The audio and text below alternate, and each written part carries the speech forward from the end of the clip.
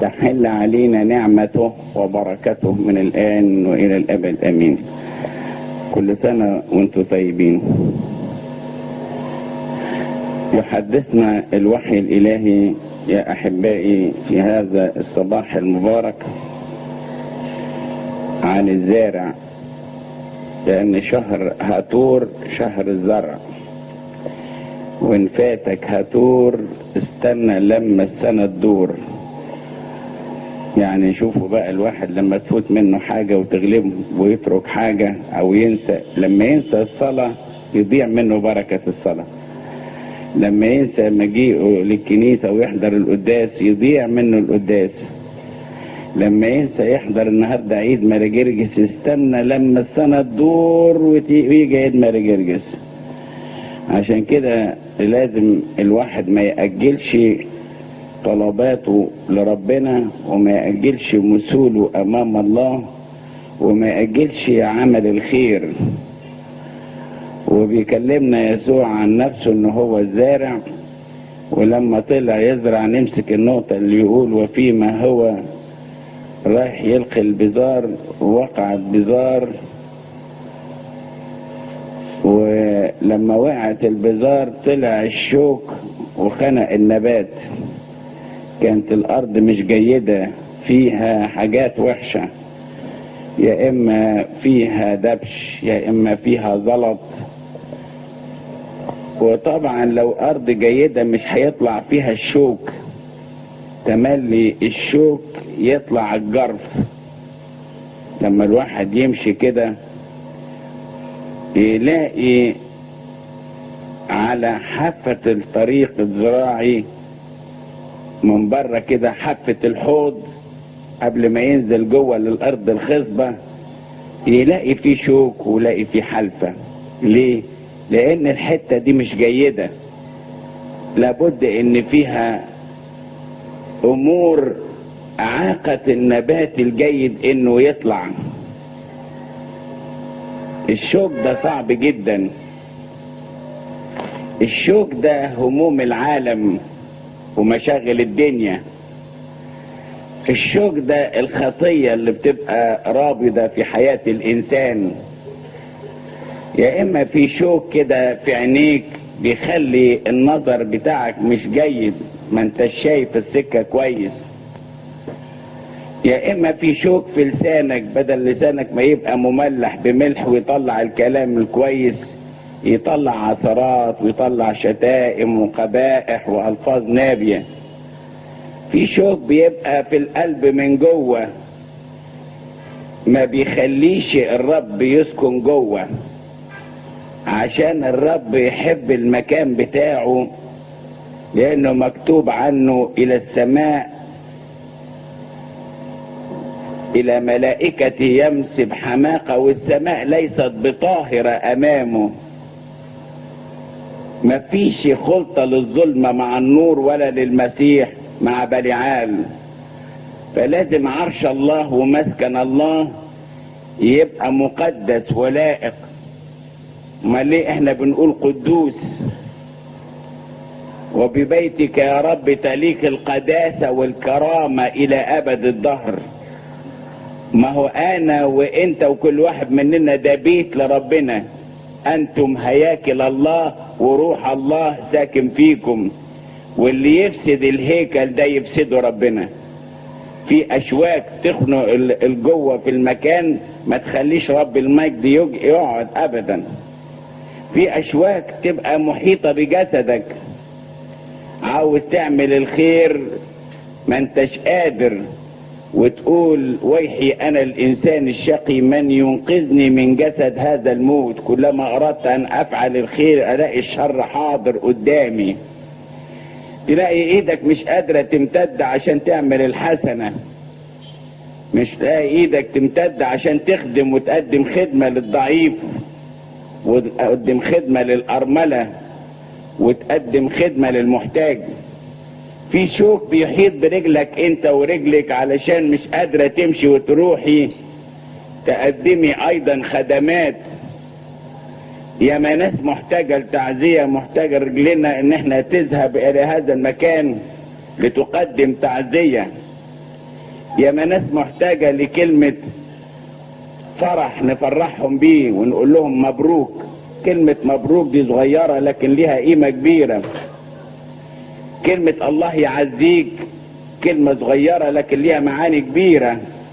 عشان كده لازم تجعل رجليك كده تسعى في مسالك الخير، وتقول فرحا مع الفرحين وبكاء مع الباكين.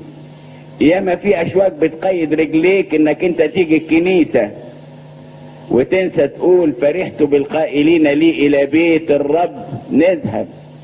لاقي في شوك تعب رجليك. الشوك اللي تعب رجليك ده تعب الولد الابن الضال لما راح بعيد عن ابوه، تعبه الشوك. شوك الملذات وشوك الشهوات وشوك الغرور وشوك الكبرياء وشوك محبة الذات، شوك الامور الردية اللي عايش فيها ابتدت تخنقه. الفلوس اتخنقت وضاعت، والكرامة ضاعت، والهدوم اتقطعت واتمزقت، والرجلين بقت تدمي، والحياة كلها بقت مريرة. بقى محتاج، بدل ما كانت المحفظة مليانة والجعبة مليانة، احتاج. ضاعت كل الحاجات، ضاعت الكرامة وضاعت الامكانيات اللي كانت ليه كابن. وقال كم من اجير لابي يفضل عنه الخبز وانا ما حصلتش اجير. الخدامين اللي كانوا عند ابوي كانوا كتار وكانوا بيتعززوا وبياكلوا وبيشربوا ويتمتعوا ببركات كبيرة، وانا ابن العز ضاع عزي، ابن الكرامة ضاعت كرامتي، ابن المجد صرت في هوان، ابن الغني في قرد لانه بعد والاشواك خنقته، ما جعلتوش يستطيع ان يشعر بجمال الحياة. لان البر يرفع شأن الامة وعار الشعوب الخطية. في شوك اما يطلع وانت بسبب بعدك عن ربنا وسبب عدم توبتك ونقاوة قلبك بتزخر لنفسك غضب في يوم الغضب واستعلان دينونة الله العادلة الرهيبة.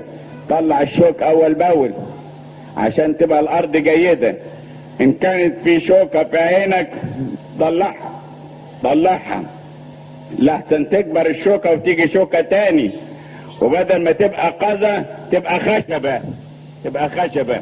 ولما تبقى خشبة ما يشوفش الانسان، بدل ما كان ليه بريق انه يبص يبقى خلاص.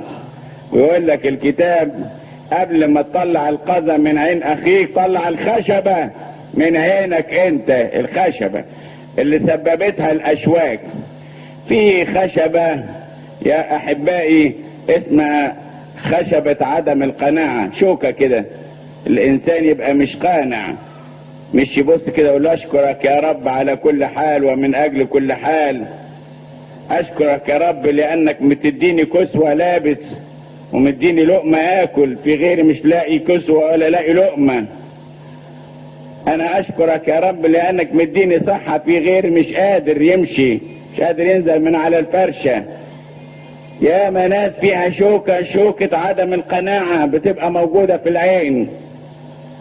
يجي الكنيسة ويشوف اللي لابس احسن منه يغتاظ، وتيجي الكنيسة تشوف اللي لابسة احسن منها عاوزة تعمل زيها. ما عندهاش عين اسمها عين قانعة، في شوكة جوه دخلت ضيعت القناعة وضيعت الشكر. في عين بتخش فيها شوكة النجاسة، بدل ما تبقى العين طاهرة ويعلم ان سراج الجسد هو العين ولازم يشيل الشوكة لحسن تلوث جسده، يسيب عينه مرة في مرة وتبص تلاقي بدل ما يقع في شهوة يقع في طمع ويقع في قتل ويقع في انتقام ويقع في كذب وحاجات كتيرة خالص. شوك كتير خالص لازم نشيله اول باول لحسن بعدين تفسد حياتنا ونتعب. الكلمة كويسة، كلمة ربنا حية وفعالة. انت لما خلقت على صورة الله ومثاله. اعطاك الله جمال واعطاك الله كرامة واعطاك الله حكمة واعطاك الله فهم، واعطاك الله روح المشورة، واعطاك بركات لا توصف ولا تعد، لكن ايه اللي ضيعها؟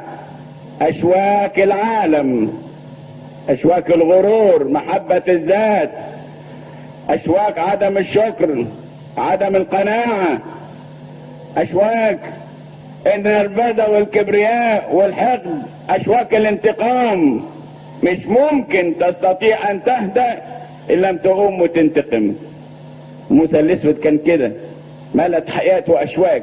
موسى الاسود كان مش ممكن ابدا لما يشوف واحد هناك يقول يصمم لازم يقتله، على البر التاني يروح لازم يقتله ويصمم، ويضع السيف في فمه ويعبر المياه سابحا والسيف في فمه، ولا يهدأ الا لما ايه؟ لما ينتقم.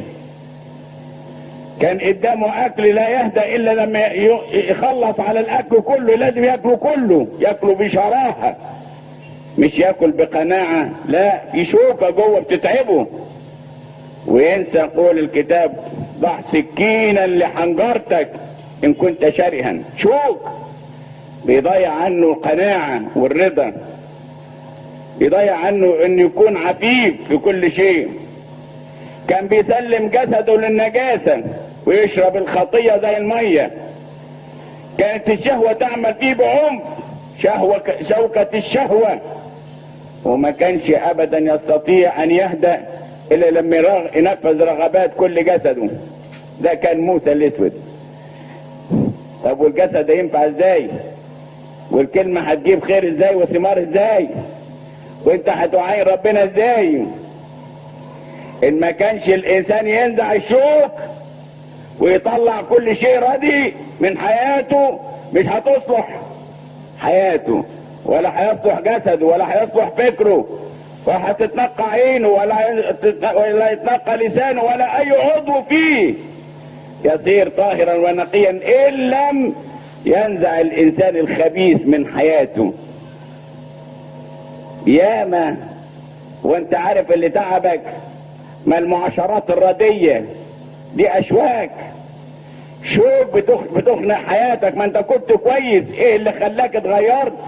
الشوك بتاع المعاشرات الردية اللي بتفسد الاخلاق الجيدة. ايه اللي علمك الحاجات الوحشة؟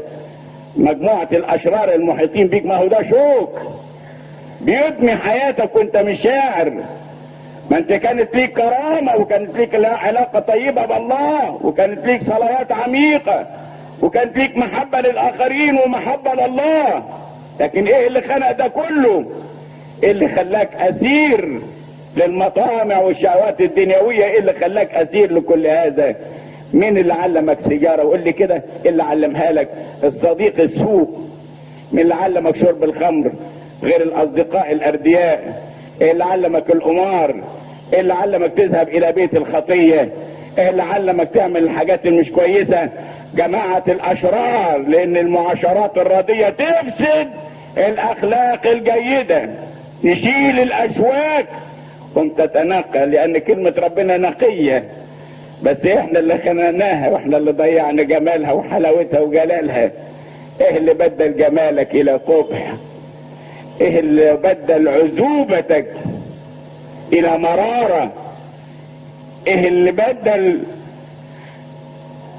الفضائل اللي فيك الى امور يخزى الانسان عندما يلمسها فيك؟ ده كله بسبب الاشواك.